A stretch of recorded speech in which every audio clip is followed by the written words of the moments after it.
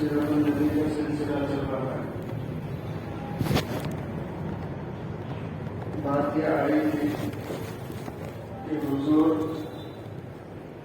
طائف کے بدماش اور اوباش لڑکوں سے جان بچانے کے لیے اپنے دشمن قطبہ کے باغ میں پناہ لی، اور اللہ تعالیٰ نے اپنے نبی کو اختیار دیا تھا کہ آپ چاہے تو بدلہ لے لیں، لیکن حضور نے بدلہ لینے کے مقابلے میں معاف کرنے کو پسند کیا اور طائف والوں کو حضور نے معاف کر دیا۔ اس کے بعد حضور طائف وہ باغ سے نکلے، وہاں سے نکل کر مکہ جانے کے لیے راہ لی اور مکہ جانے کے لیے چل پڑے، اور راستے میں مکہ سے پہلے بھی ایک وادی ہے جس کا نام وادی نخلا ہے۔ وادی نخلا میں حضور نے قیام کیا، وہاں پر پڑاؤ ڈالا، اور تقریباً 10 دن اور 10 راتیں حضور نے وادی نخلا میں گزاری۔ جیسے ہی حضور وادی نخلا میں پہنچے اور صحابہ اکرام کو پتا چلا کہ حضور وادی نخلا میں ہیں، کہ مکہ سے بالکل قریب ہے وادی نخلا، تو مکہ سے نکل کر صحابہ اکرام بھی وادی نخلا میں آئے اور حضور کی صحبت میں رہنے لگے، اور صحابہ اکرام اور حضور جماعت کے ساتھ نماز پڑھنے لگے۔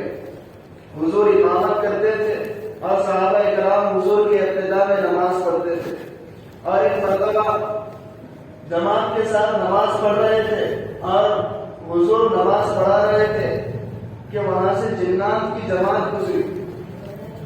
اللہ تعالیٰ کی مصلحت سمجھیے کہ اللہ تعالیٰ نے وہاں سے جنات کی جماعت کو گزارا، اور حضور قرآن پڑھ رہے تھے، اور جیسے ہی قرآن کی آیتیں جنات کے کانوں میں پڑے تو جو جنات کا سردار تھا، امیر تھا، وہ جنات کی جماعت کو مخاطب ہو کر کہنے لگا کہ سارے کے سارے ٹھہر جاؤ اور اس کلام کو غور سے سنو۔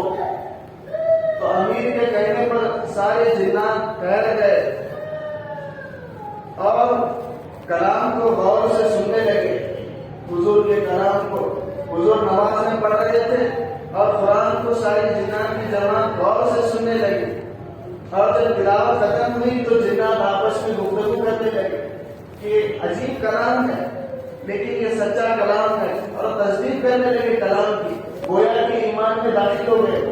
وہ سارے جنات کی جماعت ایمان میں داخل ہو گئی اور حضور کی نماز چل رہی، وہ جنات کی جماعت آگے بڑھی اور اپنے قبیلے میں گئے، اور جا کر اپنے قبیلے والوں کو بھی دعوت دینے لگے جنات کی جماعت۔ تو ان کی دعوت پر بہت سارے جنات ایمان میں داخل ہو گئے۔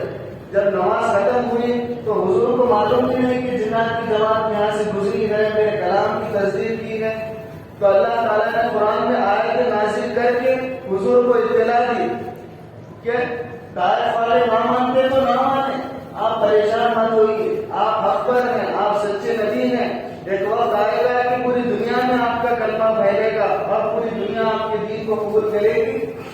آج جنات کی جماعت آپ کا کلام سنی تو آپ پر ایمان لائی، آپ کے کلام کی تصدیق کی۔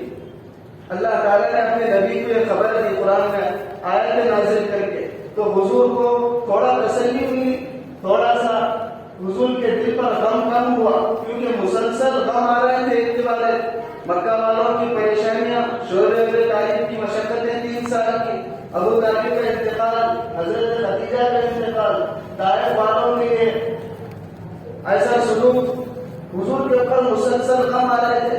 تو جب یہ خبر سنے حضور تو تھوڑا سا تسلی ہوئی، تھوڑا سا غم ہلکا ہوا، حضور خوش ہوئے۔ جنات بھی اللہ کی مخلوق ہے، تھوڑی وضاحت کر دو۔ جنات بھی اللہ کی مخلوق ہے، لیکن جنات کے اندر شرارت کا مادہ زیادہ ہے، شرارت زیادہ ہے ان کے اندر، شر زیادہ ہے، خیر کا مادہ کم ہے۔ اور جن اور شیطان کے دونوں ایک ہی قسم ہیں، دونوں کا ایک ہی کام ہے کہ بندوں کو اللہ سے ہٹا کر غلط کاموں میں، شرک اور بت پرستی میں، گندے کاموں میں لگایا جائے، اللہ کے بندوں کو اللہ سے ہٹا کر غلط چیزوں میں لگایا جائے، یہی ان کا کام ہے۔ اور حضور نے فرمایا کہ جب کوئی بچہ پیدا ہوتا ہے تو اس کے ساتھ ایک فرشتہ بھی پیدا ہوتا ہے اور اس کے ساتھ ایک جن پیدا ہوتا ہے جس کو قرآن میں قرین کہا گیا ہے وہ جن. تو فرشتہ بچے کو اچھائی کی طرف دعوت دیتا ہے، خیر کی دعوت دیتا ہے، اور اس جن کا کام ہوتا ہے کہ وہ اس بچے کو غلط چیزوں کی دعوت دے. تو ہر بچے کے ساتھ یہی معاملہ ہوتا ہے.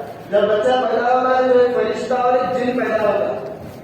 اب بچہ اچھائی کو قبول کرے، اچھائی کی طرف جائے تو جنتی ہوگا، اور شیطان کی باتوں میں آ کر گندے چیزوں کی طرف چلے جائے تو جہنم میں چلے جائے. اور آج کل جو عاملوں کا سلسلہ ہے، لوگ کہتے ہیں کہ یہ فلاں عامل کے پاس اتنے جنات ہیں، یہ اتنے جنات کو اپنے تابع کر لیا ہے. اس کی بھی وضاحت کر دو کہ اصل میں عامل جن کو تابع نہیں کرتا، خود جن کے تابع ہو جاتا ہے، خود جن کے تابع ہو جاتا ہے. کیونکہ جنات گندگی کو پسند کرتے ہیں. حضور نے فرمایا کہ جنات اور شیاطین کے رہنے کی جگہ بیت الخلا ہے. گندگی کو پسند کرتے ہیں یہ لوگ. تو جو بندہ عامل بنتا ہے وہ گندے کام کرتا ہے. لکھنے والے علماء نے لکھا ہے کہ وہ پخانہ تک کھاتا ہے، خون پیتا ہے، مردار کا گوشت کرتا ہے، شرکیہ اور کفریہ کلمات پڑھتا ہے. تو چونکہ جنات کو گندگی پسند ہے، جب کوئی بندہ گندگی میں ملوث ہوتا ہے تو جن اس سے آ کے دوستی کرتا ہے.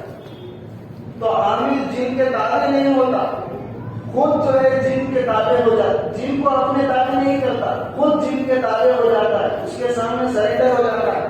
اور جب دونوں کی دوستی ہو جاتی ہے تو برائی میں دونوں آگے بڑھتے ہیں اور لوگ عاملوں میں پھنس جاتے ہیں. اور عامل کا کام ہے کہ آدمی کی بات سنے اور اس کو کہہ دے، اور جو چیز ہو چکی ہے جن کے لیے بتانا کوئی مشکل نہیں. کل جو چیز ہو چکی ہے وہ چیز جن کے لیے بتانا مشکل نہیں ہے، وہ آسانی سے بتا دے گا. لیکن کل کیا ہونے والا ہے وہ جن نہیں بتا سکتا. تو جب کوئی عامل کے پاس آتا ہے تو یہ عامل اس جن سے پوچھتا ہے کہ ان کا کیا معاملہ ہے. تو جن انسان کے قرین کے پاس جاتا ہے. ہر انسان کے ساتھ ایک جن ہے، قرین ہے.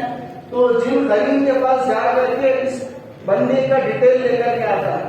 جن میں دوستی رہتی تو یہ جن جاتا عامل کے پاس کا، اور انسان کا جو جن رہتا قرین اس کے پاس جا کے پورے معلومات لے کے آتا اور آ کے عامل کو بتاتا. اور عامل انسانوں کو بولتا اور ان کے ساتھ معاملہ کرتا کہ تمہارے ساتھ فلاں چیز ہوئی ہے، تمہارے ساتھ فلاں چیز ہوئی ہے.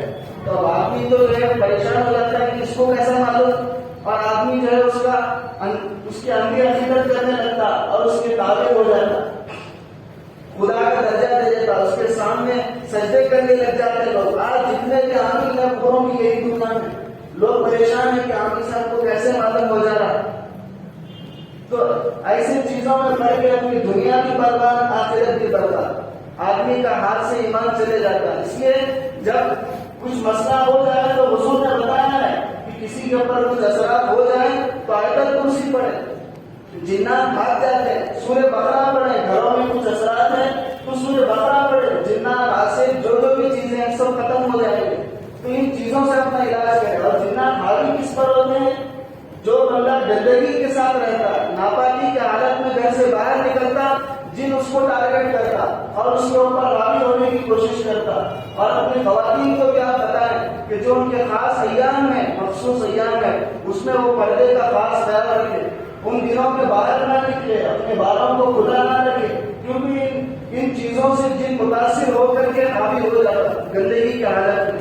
تو یہ جنات کی ایک قسم ہے. اور جنات کی دوسری قسم نیک بھی ہوتے ہیں. جنات حافظ قرآن بھی ہوتے ہیں، عالم بھی ہوتے ہیں. اچھے جنات کسی کو نقصان نہیں پہنچاتے، بلکہ وہ ہمارے ساتھ آ کر کے ہماری مجلسوں میں بیٹھتے ہیں، ہمارے قرآن کو سنتے ہیں، ہمارے واعظ و نصیحت کو سنتے ہیں.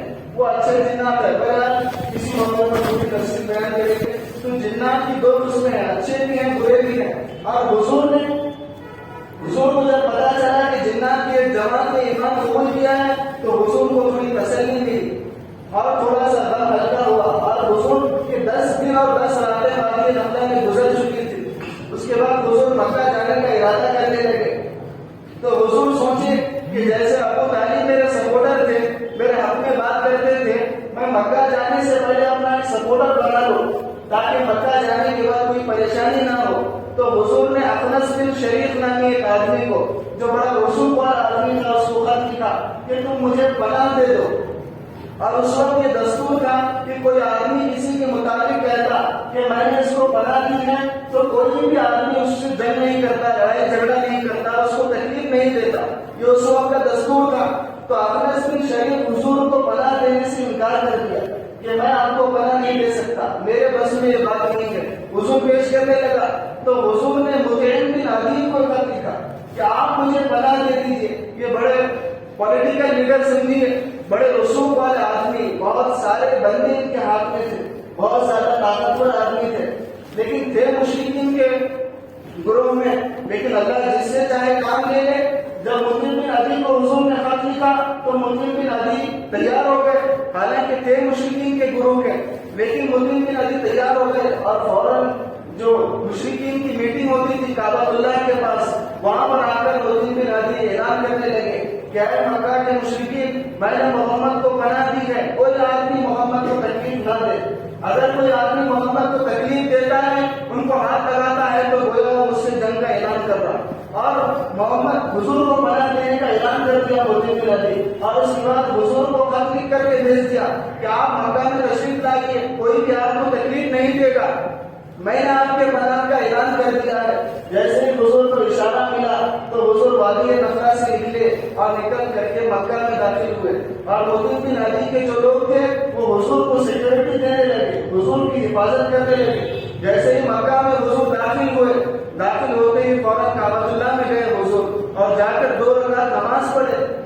نماز پڑھ کے حجر اسود کو بوسہ دیا اور اس کے بعد حضور گھر تشریف لے گئے. اور چند ہی دن گزرے تھے کہ حج کا موسم آیا, حج کے ایام آئے, اور حضور سارے صحابہ کو بلا کر کے مشورہ کرنے لگے کہ حج کے ایام میں دوسرے شہروں کے لوگ آتے ہیں, ہمیں دعوت دینے کا, دوسرے شہروں میں دین کی دعوت کو پھیلانے کا اچھا موقع ہے اور اچھا سیزن ہے, اسی لیے سارے صحابہ تیار ہو جاؤ, اور جو باہر سے لوگ آئیں گے ان کو دین کی دعوت دیں گے. تو سارے صحابہ تیار ہو گئے اور حضور خود پیشکش کرنے لگے کہ اس بار دعوت ہم دن میں نہیں دیں گے بلکہ رات میں دیں گے, کیونکہ پچھلے سال جب حج کے موسم میں دن میں دعوت دی گئی تو مشرکین بھی ساتھ میں آ کر کے حضور کے سامنے والے کو بھٹکانے لگے, اور جو بھی بندہ حضور کی دعوت دیتا تو فوراً مشرکین کا اپنے سامنے جا کر کے دعوت سے انکار کرنے پر مجبور کرتا تھا. تو حضور نے کہا کہ اس وقت ہم دن میں دعوت نہیں دیں گے تاکہ مشرکین ہمارے پیچھے ہی نہ پڑے, رات میں دعوت دیں گے. تو سارے کے سارے صحابہ تیار ہو گئے اور راضی ہو گئے. اور جیسے حج کا سیزن شروع ہوا, حج کے ایام شروع ہوئے, تو مینا میں قیام کیے گئے تھے حاجیوں کو مینا میں پوری رات گزارنا پڑتا ہے حاجیوں کو, وہاں پر خیمے لگے ہوئے ہوتے ہیں. تو مینا کی رات میں سارے حاجی مینا میں تھے. تو حضور چند صحابہ کو لے کر کے نکلے اور مینا کی وادی میں پہنچے. حضور سارے کے سارے حاجی خیموں میں تھے, صرف 6 لوگ تھے جو خیمے کے باہر بیٹھ کر کے بات کر رہے تھے, آپس میں ایک دوسرے سے بات کر رہے تھے. حضور دیکھے کہ 6 لوگ باہر بیٹھے ہوئے ہیں, تو حضور کے دل میں خواہش ہوئی کہ ان 6 لوگوں کے سامنے میرا کلمہ پیش کیا جائے اور ایمان کی دعوت دی جائے. 6 لوگوں کو جا کر کے دعوت دو. اور حضور کے ساتھ چند صحابہ نکلے, حضور گیا ان کے پاس اور جا کر سب سے پہلے اخلاق کا مظاہرہ کیا حضور نے, اور جا کر کیوں کرنا کہ اگر آپ کی اجازت ہو تو میں چند باتیں آپ سے کرنا چاہتا ہوں. اخلاق کا مظاہرہ کیا تو وہ 6 لوگ کہنے لگے کہ کہیے آپ بتائیے آپ کیا بات کہنا چاہتے ہیں. تو حضور نے توحید کی دعوت دی, اللہ کی دعوت دی, اور اپنی نبوت کا بھی اعلان کیا اور قرآن پڑھ کر کے ان کو سنایا. سنانے کے بعد وہ 6 کے 6 لوگ اسلام میں داخل ہو گئے. اور اتفاق ایسا ہوا کہ وہ 6 لوگ مدینہ کے تھے. مدینہ کے 6 لوگ تھے, وہ بڑے اچھے مزاج کے لوگ تھے. 6 کے 6 لوگ اسلام میں داخل ہو گئے اور حضور سے کہنے لگے کہ ہم مدینہ جائیں گے اور آپ کے دین کا کام کریں گے, اور یہی دعوت ہم سارے مدینہ کے گھر گھر میں ایک ایک فرد سے مل کر کے آپ کی دعوت دیں گے, اور 1 سال کے بعد آ کے آپ کو رپورٹ دیں گے کہ کیا ہوا, مدینہ والوں کا سلوک کیسا ہے, کیا مکہ والوں کی طرح ہی مدینہ کا سلوک ہے, کیا وہاں کے لوگ آپ کی بات کو مان رہے ہیں یا پھر آپ کی بات کو تسلیم کر رہے ہیں یا نہیں کر رہے. ہم 1 سال کے بعد آ کے آپ کو رپورٹ دیں گے. تو سارے کے سارے 6 لوگ حضور سے وعدہ کر کے حضور کے ہاتھ میں بیعت کر کے مدینہ واپس ہوئے. اور یہ نبوت کا 11واں سال تھا, یعنی 51 سال کی عمر ہو گئی تھی حضور کی، 51 سال کی عمر ہو گئی تھی. اور بعض حضرات نے کہا کہ معراج کا واقعہ بھی 51 سال میں ہی پیش ہوا. نبوت کے 11ویں سال میں معراج کا واقعہ پیش آیا. اس میں اختلاف ہے، بعض کہتے ہیں نبوت کے 12ویں سال میں ہوا، بعض کہتے ہیں نبوت کے 13ویں سال میں ہوا. بہرحال طائف کے بعد ہوا، اتنی بات پکی ہے. تو معراج کا واقعہ بھی پیش آیا اسی سال میں. اور معراج کا واقعہ تو آپ حضرات سنتے ہی رہتے ہیں، اس لیے بغیر تفصیل میں گئے ہوئے آگے بڑھ جاتا ہوں. اس کے بعد حضور کا نکاح ہوا حضرت عائشہ سے. حضرت عائشہ کی عمر 6 سال کی تھی جب حضور کا نکاح حضرت عائشہ سے ہوا. حضور کی عمر 50 سے تجاوز کر گئی تھی اور حضرت عائشہ کی عمر 6 سال کی تھی. اور اللہ تعالیٰ کے حکم سے حضور کا نکاح حضرت عائشہ سے ہوا. اور صرف نکاح ہوا، رخصتی 9 سال میں ہوئی. یہاں پر رکے، جو اعتراضات ہوتے ہیں اس کی وضاحت کرنا بھی مناسب سمجھتا ہوں کہ بہت سارے آج کل لوگ غیر مسلم بھی اعتراض کر رہے ہیں کہ نعوذ باللہ آپ کے نبی عیاش تھے، انہوں نے 11 بیویاں رکھی ہیں اور 6 سال کی کم عمر بیوی سے انہوں نے شادی کی ہے. تو تہمت لگاتے ہیں حضور کے اوپر. اور بعض ہمارے ایمان والوں کے دلوں میں بھی خلش آ رہی ہے کہ واقعی میں اتنی چھوٹی عمر کی لڑکی سے کیسے شادی کی ہے. تو میرے بھائی پہلا جواب تو یہ ہے کہ جس کسی کے بھی دل میں یہ شبہ پیدا ہو، حضور کے متعلق ذرا سا بھی شبہ پیدا ہو، تو دوسرے جواب تو بات میں ہے کہ وہ پہلے اپنے ایمان کو تلاش کرے، اپنے دل میں ایمان کی رمق باقی ہے یا نہیں دیکھے پہلے. کیونکہ حضور کے اوپر ذرا برابر بھی اشکال آ جانا دل کا ایمان سے نکل جانا ہے. کیونکہ حضور جو بھی کام کرتے ہیں اللہ کے حکم سے کرتے ہیں، اللہ کے حکم کے بغیر کوئی کام حضور نہیں کرتے. اب رہی بات جواب کی کہ حضور کے اوپر لوگ اعتراض کرتے ہیں، تہمت لگاتے ہیں کہ نعوذ باللہ حضور عیاش تھے.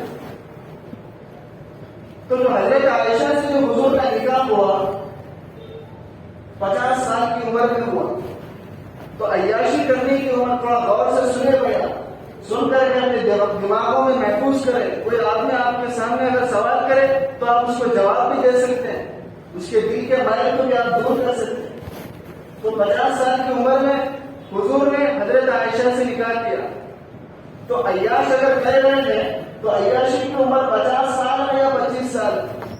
پہلا سوال یہ ہے کہ آدمی عیاشی کرنا ہے تو 25 سال میں کرے گا. 50 سال میں جا کر عیاشی کون کرے گا؟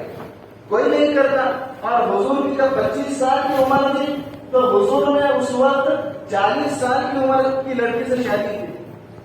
حضرت خدیجہ جو حضور سے 15 سال بڑی تھی، حضور کو اگر عیاشی کرنا ہوتا تو اس عمر میں کرتے تھے. حضور 50 سال میں عیاشی کیوں کرتے؟ تو حضور نے 50 سال میں عیاشی کرنے کے لیے شادی نہیں کی. اس کو آپ یہ جواب دے سکتے ہیں، بلکہ اللہ کے حکم سے حضور نے شادی کی ہے. اور دوسری بات، اگر حضور کو عیاشی کرنا ہوتا تو حضور ساری بیوہ عورتوں سے شادی کیے ہیں. عیاش آدمی کنواری لڑکیوں سے شادی کرتا ہے، بیوہ عورتوں سے کیوں شادی کرے گا؟ یہ بھی آپ اس کو سوال کر سکتے ہیں. اور دوسری بات، اگر حضور عیاش ہوتے تو حضور کو ہر دن آفر دے دیتے مشرکین کہ آپ اپنے کام سے رک جائیے، آپ کو خوبصورت سے خوبصورت لڑکی سے شادی کریں گے اور مال و دولت کے آپ کے سامنے انبار لگا دیں گے. تو اگر حضور نعوذ باللہ عیاش ہوتے تو ان کے آفر کو قبول کر لیتے. اور دوسری بات، حضور نے اپنی مرضی سے شادی نہیں کی بلکہ اللہ کے حکم سے شادی کی ہے. اور اس وقت آج بھی عرب کے کلچر میں بڑی عمر کا آدمی چھوٹی عمر کی لڑکی سے شادی کرتا ہے تو اس کو عیب نہیں سمجھا جاتا. آج بھی میں بھی کچھ دن پہلے سننے میں آیا کہ باہر کے شہر ممبئی حیدرآباد وغیرہ آ کر کے چھوٹی چھوٹی عمر کی لڑکیوں سے شادی کر کے جاتے ہیں واپس. تو وہاں پہ عرب کے لوگوں میں کوئی عیب کی بات نہیں ہے کہ ایک بڑا آدمی چھوٹی لڑکی سے شادی کر لے، وہاں پر اس کو عیب نہیں سمجھا جاتا. یہاں کے کلچر میں اس کو عیب سمجھا جاتا ہے، لیکن عرب میں اس کو عیب نہیں سمجھا جاتا. اور دوسری بات، عرب کے کلچر میں اس وقت حضور کے زمانے میں 10 بیویاں رکھنے کا رواج تھا. ایک ایک آدمی 10 کنواری لڑکیوں سے شادی کرتا تھا. تو حضور اگر عیاش ہوتے تو حضور کے پاس آپشن تھا کہ 10 کنواری لڑکیوں سے حضور شادی کرتے، لیکن حضور نے کنواری لڑکیوں سے شادی نہیں کی، بلکہ ساری کی ساری بیوہ عورتوں سے شادی کی. کوئی ایک شوہر سے بیوہ، کوئی 2 شوہروں سے بیوہ. اگر عیاش ہوتے تو بیوہ عورتوں سے شادی کیوں کرتے؟ اب رہی بات یہ ہے کہ حضرت عائشہ سے نکاح حضور نے کیوں کیا، تو اس میں اللہ کی حکمت ہے، اللہ کی مصلحت ہے.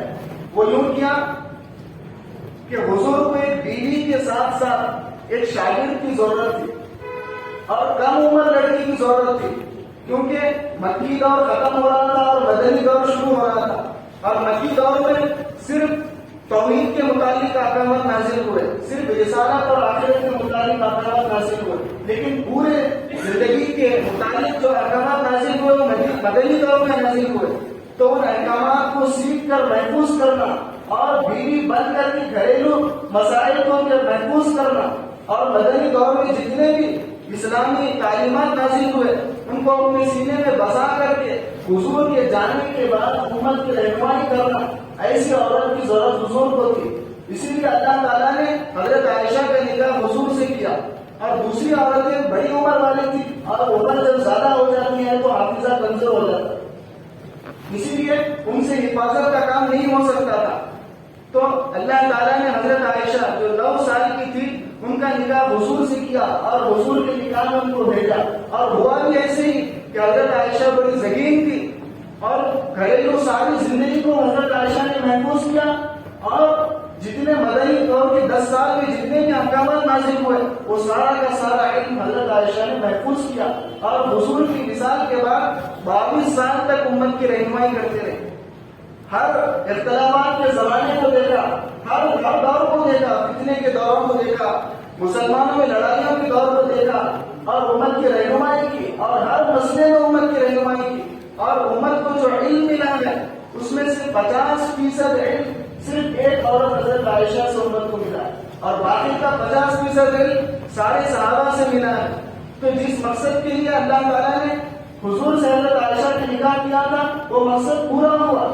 یہ اللہ کی مصلحت تھی کہ دین کے احکامات کو محفوظ کر کے امت کے سامنے دین کے علم کو پیش کر سکے.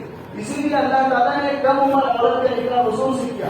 عیاشی کرنا مقصد نہیں ہے، عیاشی کرنا ہوتا تو جوانی میں کرتے، بڑھاپے میں کون عیاشی کرتا؟ تو آپ اس کو جواب دے سکتے ہیں. اور بعض لوگ ٹیڑھے دماغ کے ہوتے ہیں، ان کو ٹیڑھا جواب دینا پڑتا. وہ بھی میں آپ کو بتا دیتا ہوں کیونکہ موقع کی مناسبت سے بتا دینا ہی بہتر رہتا.